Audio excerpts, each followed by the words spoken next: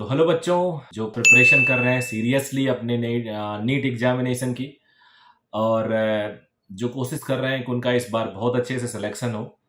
NEET इसलिए क्योंकि specific मैं आपके बारे में बता रहा हूँ। इस जर्नी में कुछ मैं आपको एक्सपीरियंस बताऊंगा जो डेफिनेटली आपको हेल्प करेगी, और मे बी आप रिलेट कर पाओगे पूरे वीडियो में कि आपके साथ भी ऐसा होता है। जब आपके पास समय कम होता है ना, तो आप कंफ्यूज रहते हो।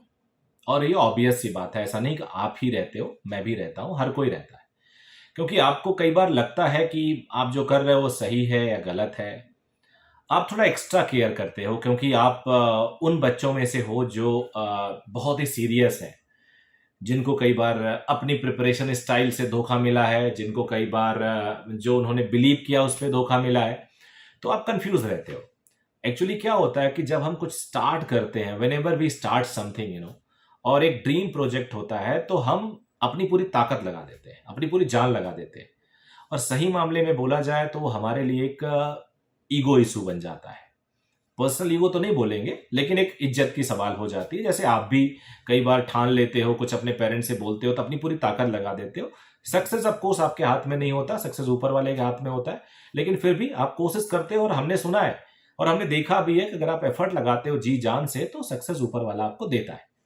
कभी भी आप घर पे बैठ के 50 क्वेश्चन लेके बैठ जाओ, 50 क्वेश्चन करते करते ना आप थक जाओगे, आपका पीठ दर्द करेगा, आप ऐसे अंगड़ाई लोगे, आप 2-3 बार उंगलियां चिटकाओगे, ऐसे ऐसे 2-3 बार वॉशरूम जाओगे, घर पे होगे तो मम्मी कुछ खिला दो, मम्मा कुछ खिला दो, ऐसे करोगे। 100 क्वेश्चन मैं दे दूं ना, तो हालत खराब हो जाएगी आपकी। और 200 क्वेश्चन कहीं दे दूं ना, तो सवाल ही नहीं हो पाए, पूरे दिन में भी नहीं कर पाओगे।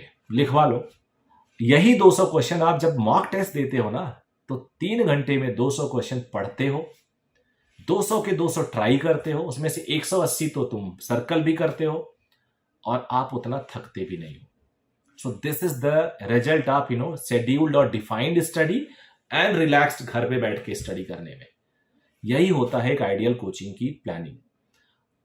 मैं बिल्कुल नहीं मान रहा हूं कि वो सक्सेस हो जाएगा, और ये मैं बिल्कुल नहीं मान रहा हूं सबके लिए है। तो मैं इस पूरी कहानी से आपको बताना क्या चाहता हूं, ये समझिए जरा। मेरा पूरी कहानी से ये बताने का पर्पज है कि आप मेरे बच्चे, आप सबके लिए आपका टाइम बहुत बहुमूल्य है, बहुत ही इंपॉर्टेंट है। और उस इंपॉर्टेंट टाइम को अगर आप एक डिफाइंड तरीके से पढ़ोगे, और अपने टीचर्स, अपने बड़ों की बात मानोगे, जो रियल में आपको केयर करते हैं। याद रखो, कई बार मैं आपसे कनेक्टेड नहीं हूं, और मैं कोई ऑनलाइन प्रोडक्ट नहीं बेच रहा हूं कि मैं कुछ भी, मैं अगर आपको बोल रहा हूं तो नेचुरली मैं आपको कुछ बहुत अच्छे के लिए बोल रहा हूं। कि ऐसा भी नहीं कि मेरे पास 40 लाख 30 लाख सब्सक्राइबर है, कुछ भी बोल जाऊं। तो मुझे डेफिनेटली कुछ अच्छा बोलना होगा, ऐसा प्रैक्टिकल बोलना होगा जो मेरे बच्चों को बेनिफिट करे। तो मैं आपको अभी आज जो गुरु मंत्र दे रहा हूं कि अगर आप सक्सेस चाहते हो, तो disciplined study is very important.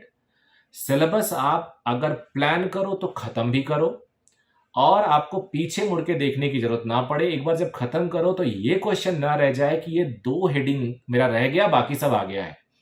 क्योंकि याद रखना, एग्जामिनेशन में वही 2 हेडिंग आता है जो आप छोड़ देते हो।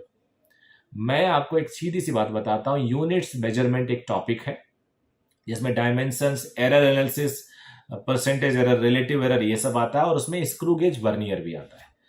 आपको पता है पिछले कुछ सालों में 3 बार, मतलब जब से नीट स्टार्ट हुआ, 3 बार वर्नियर और स्क्रू गेज से रिलेटेड क्वेश्चन आए। सपोज करो आप सब पढ़ चुके हो, but you don't know how to get the reading by a screw gauge, और वो छूट गया, बाकी सब आपने पढ़ लिया, और एग्जाम में वही आ गया। तब क्या करोगे? फिर तो पढ़ाई बेकार हो गई। तो जब वन गो में कोई चीज आप खत्म करते हो, तो there should be no looking behind. अब आपको उसके प्रैक्टिस ज्यादा से ज्यादा करना है, और दोबारा आपको देखना नहीं है।